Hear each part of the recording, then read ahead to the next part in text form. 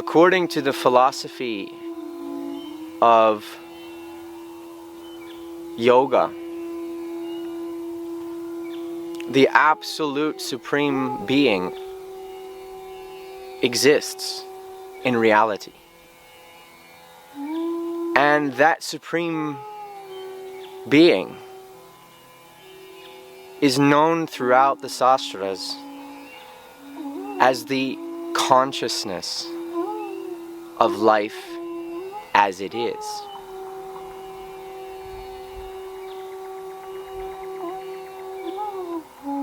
It is said that the name, form, attributes, qualities, pastimes of this great being, the one consciousness, the one who is the one who is the one, yourself even, the witness in you, the life in you that you hold so dear, that you keep so near, that you protect so fiercely. That life of yours is Him. He has energies, abilities, capacities to create, sustain, and destroy everything that comes into being.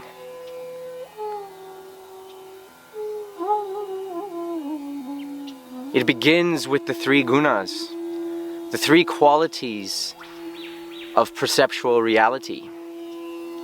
Sattva guna is the quality of awakeness, alertness, awareness, goodness.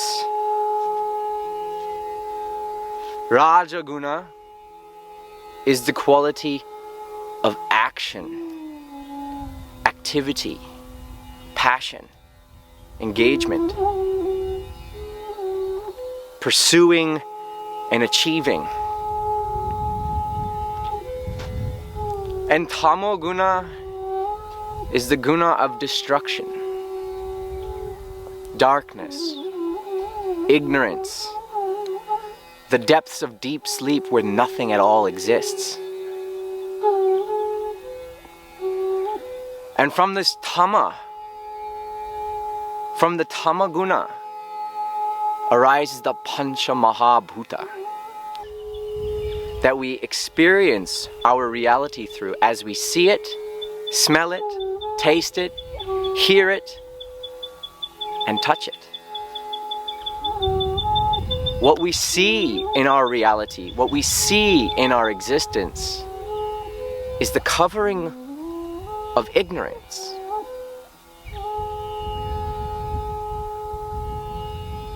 The foundational element of space. We hear, we begin to hear, arising from the deep sleep, we begin to hear. We begin to hear our own inner thoughts. This is where the identity arises. I am here, hearing these sounds. I'm the referent, noticing the sounds. Then that creates movement, and the airs begin to flow. Notice when you arise out of deep sleep, you begin, when you're fully awakened, you become aware of your breath. The movement of your breath starts to awaken you. And then arises that initial feeling of I am good or I am bad, setting the mood for the day. I am good or I am bad, depending on how we are seeing ourself, our identity.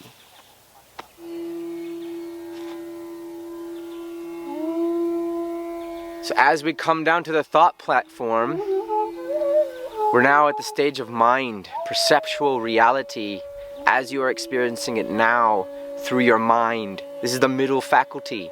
This is the fire of awareness, awakeness, alertness, mind. I can perceive outer and inner. And I'm thinking, I think, therefore I am.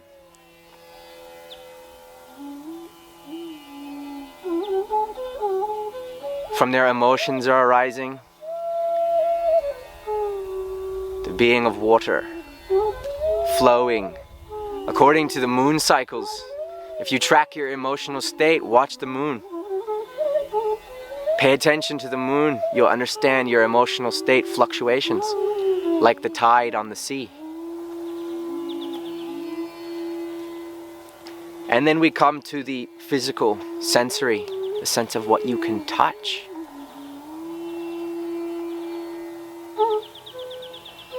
So these 5 coverings, they create in us 5 means of relating to ourselves, 5 identities, you could say.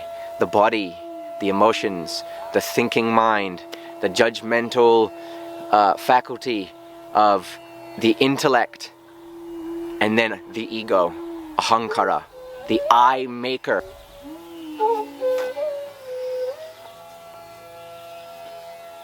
So the process of yoga, as we know it today, as an 8-fold system of yama, niyama, rules and regulations, ethical boundaries, moral behavior, is the foundation of yoga.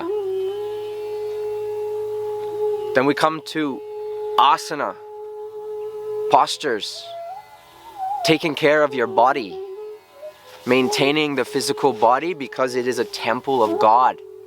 God lives in this body. God dwells in this body. And if I don't take care of it, God feels pain in this body. I feel pain in this body.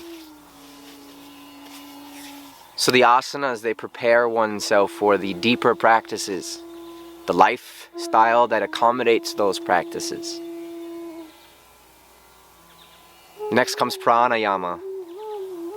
And pranayama is the method by which all the subtle energies of the body are harnessed. It's called Kriya Yoga. Once we get into actually activating your neurology, your spinal cord, your spine, the chakras in the spine and the chakras in the body, in the front. Activating all the different various levels of consciousness, from earth consciousness to sky consciousness. Because when the nature of mind is radiantly clear, like the sky, then the tanmatras don't cloud perception, and what is seen is reality as it is. Which in Vaishnava Yoga, Vaishnava Siddhanta, Vaishnava Bhakti, Vaishnava Tantra is Krishna, Shri Krishna. He's not empty like the sky, but like the sky, he is full with everything.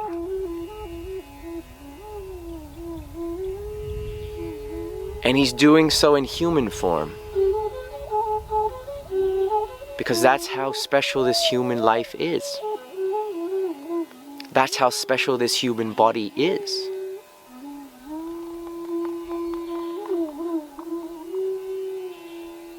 Krishna consciousness